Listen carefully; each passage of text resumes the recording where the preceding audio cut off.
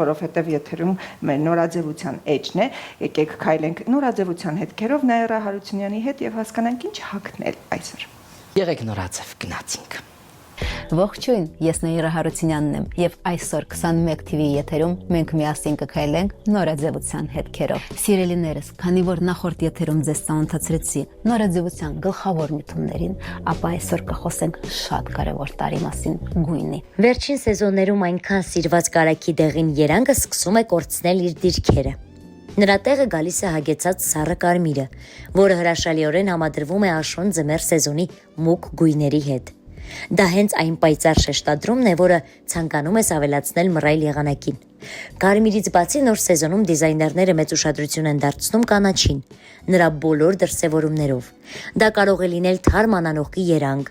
վառ աղցանային կանաչ կամ խորը զմրուխտագույն, մեղմ խակի։ Ստիլիստները առաջարկում են երկու հիմնական մոտեցում՝ համադրել կանաչը հանգիստ չեզոք երանգների հետ կամ էլ նույնքան յուրօրինակ մանուշակագույնի։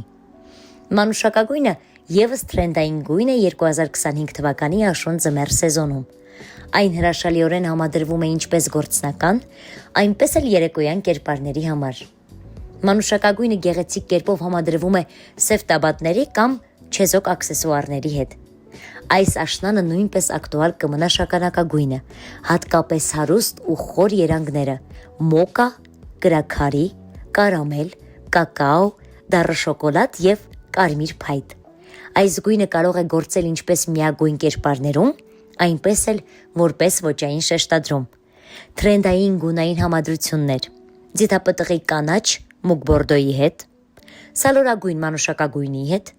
ֆուկսիա եւ վոխրա,